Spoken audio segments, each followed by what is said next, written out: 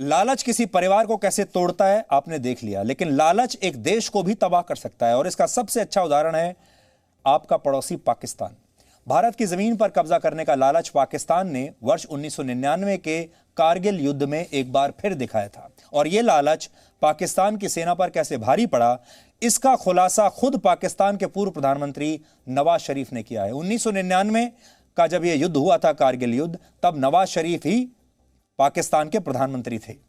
पाकिस्तान के पूर्व प्रधानमंत्री ने पहली बार यह माना है कि कारगिल युद्ध के दौरान पाकिस्तान के सैनिक भूखे प्यासे लड़ रहे थे और उनके पास लड़ने के लिए हथियार तक मौजूद नहीं थे। यह पाकिस्तान की वो सच्चाई है जिस पर वो अब तक पर्दा डालता रहा है और अब उस समय का प्रधानमंत्री खुद दुनिया को यह बता रहा है। पिछले कुछ दिनों से नवाज शरीफ लगातार पाकिस्तान की सेना और पाकिस्तान के सेनाध्यक्ष पर बड़े बड़े आरोप लगा रहे हैं और अब उन्होंने कारगिल युद्ध की सच्चाई दुनिया को बता दी है। 1999 में कारगिल युद्ध के समय नवाज शरीफ ही पाकिस्तान के प्रधानमंत्री थे और जनरल परवेज मुशर्रफ पाकिस्तान के सेना प्रमुख थे उस समय। नवाज शरीफ के मुताबिक कारगिल युद्ध में पाकिस्तान के सैकड़ों सैनिकों की मौत के लिए पाकिस्तान के ही कुछ जनरल जिम्मेदार हैं। सबसे पहले आप नवाज शरीफ की ये बातें सुनिए, उसके बाद हम आपको बताएंगे कि 21 साल के बाद नवाज शरीफ ने कारगिल का ये सच बताने का फैसला क्यों किया, अब तक क्यों छुपाया और आज अचानक उनका हृदय परिवर्तन कैसे हो गया। तो नवाज शरीफ की ये बातें सुनकर आप ये मत सोचिएगा कि नवाज शरीफ अचानक से बड़े शरीफ हो गए हैं और उनका हृदय परिवर्तन हो गया है। ऐसा बिल्कुल नहीं है। आप ये ना सोचिएगा कि वो पाकिस्तान का पूरा सच बता रहे हैं या आगे भी बताएंगे। 1999 में पाकिस्तान की फौज कारगिल की चोटियों पर मौजूद भारतीय पोस्ट पर धोखाधड़ी से कब्जा कर रही थी। उस समय इसके आर्किटेक्ट नवाज शरीफ और जनरल परवेज मुशर्रफ की जोड़ी थी। यानी एक तरह से कारगिल युद्ध का पूरा ऑपरेशन नवाज शरीफ और जनरल परवेज मुशर्रफ का एक जॉइंट वेंचर था, जिससे अब नवाज शरीफ मुकर रहे हैं, मना कर रहे हैं। और यही बात अगर आप जनरल परवेज मुशर्रफ से भी पूछेंगे, वो भी इससे इनकार कर देंगे। अब वो भी इसकी जिम्मेदारी नहीं लेंगे। और हैरानी की बात यह है कि नवाज शरीफ इस समय लंदन में बैठे हैं और जनरल परवेज मुशर्रफ भी पाकिस्तान में नहीं है, वो इस समय दुबई में बैठे हैं और उनकी तो काफ़ी हालत ख़राब है इस समय। हालांकि एक होशियार नेता की तरह नवाज शरीफ ने कारगिल युद्ध को जनरल मुशर्रफ का प्लान बता दिया। अगर तब पाकिस्तान की सेना कारगिल की चोटियों पर कब्जा करने में सफल हो जाती तो संभव है कि नवाज शरीफ आज इसका पूरा श्रेय खुद ले रहे होते और पूरी दुनिया को यह बता रहे होते कि यह मेरा आइडिया था।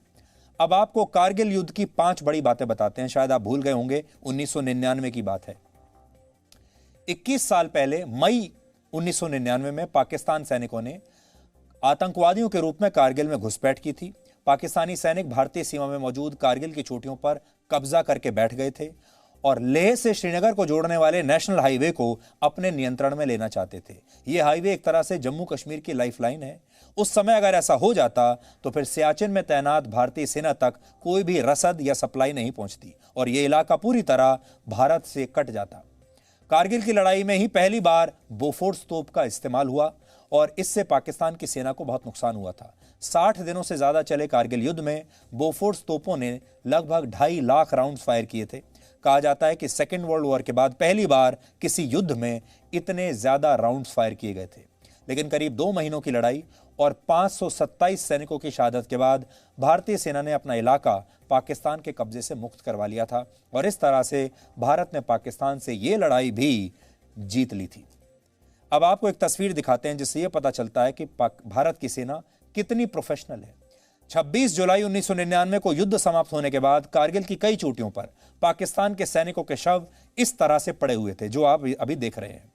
हालांकि तब पाकिस्तान ने अपने सैनिकों के शवों को भी स्वीकार करने से इनकार कर दिया था। शव लेने भी नहीं आए और भारतीय सेना ने पाकिस्तान के इन सैनिकों के शवों को अपनी सैन्य परंपराओं के तहत वहीं पर दफना दिया था। उस समय की तस्वीर हम आपको दिखा रहे हैं।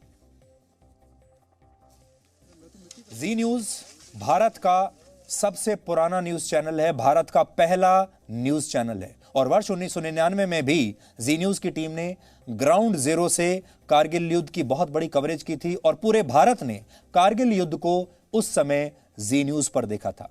उस समय मैं खुद कारगिल में मौजूद था। ये जो पूरी कहानी ये बता रहे हैं नवाज शरीफ, वो हमने अपनी आंखों से देखी है, जी न्यूज़ की टीम ने अपनी आंखों से देखी है, और मैंने कारगिल और वहां हुए युद्ध को बहुत तब करीब से देखा था। यह भारत का पहला ऐसा युद्ध था जिसे टीवी के कैमरों की मदद से देश भर में लोगों ने देखा था। पहली बार यह टेलीवाइज्ड युद्ध था। इससे पहले जितने युद्ध भारत ने लड़े तब टेलीविजन था ही नहीं, तो लोग देख नहीं पाए। आज हमने आपके लिए 21 साल पुराने इस युद्ध के कुछ यादगार वीडियोस निकाले हैं जी न्यूज़ की लाइब्रेरी से। इन्हें देखकर आपको भी भारत के जाबाज सैनिकों पर आज गर्व होगा, और आपको यह भी पता चलेगा कि कैसे इस युद्ध का इस्तेमाल करके नवाज शरीफ अब पाकिस्तान की राजनीति में वापस लौटना चाहते हैं।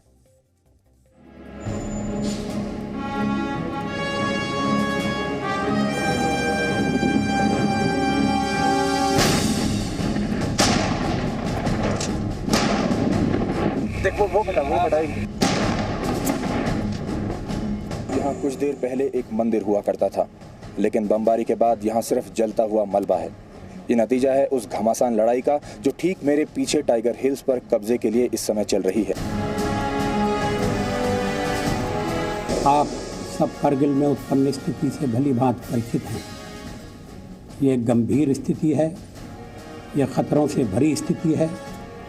ये एक ऐसी स्थिति है जो मात्र एक ही कारण से उत्पन्न हुई है, पाकिस्तान द्वारा नियंत्रण रेखा का उल्लंघन किया गया है। एक ही रास्ता बच जाता है कि जो हमारे ज़मीन पर आकर बैठे हैं उन्हें जिंदा या मुर्दा अपना देश से हटा दें, अपने ज़मीन से हटा दें। ये वो जगह है जहां दोनों पक्षों के बीच लगातार बिना रुके कई दिनों से गोलाबारी हो रही है, और गोलीबारी के धमाके यहाँ एक आम सी बात हो गई है।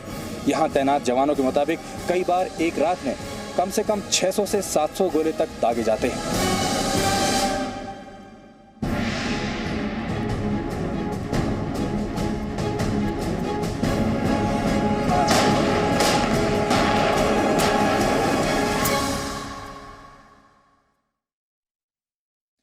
उस समय देश के रक्षा मंत्री थे जॉर्ज फर्नांडिस और प्रधानमंत्री थे अटल बिहारी वाजपेयी। आज दोनों ही इस दुनिया में नहीं हैं, लेकिन उस समय उनके जो बयान थे, उनके जो भाषण थे, वो जी न्यूज़ की लाइब्रेरी में आज भी मौजूद हैं। उस समय जो युद्ध हुआ था उसकी सारी तस्वीरें और उसके सारे वीडियोस आज भी जी न्यूज़ की लाइब्रेरी में मौजूद हैं।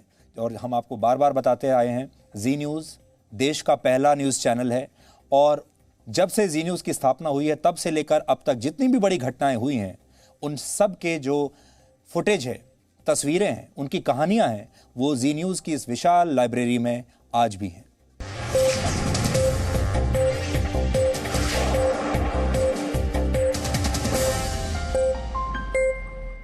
Presenting V News app, available on Google Play and App Store. Download it now.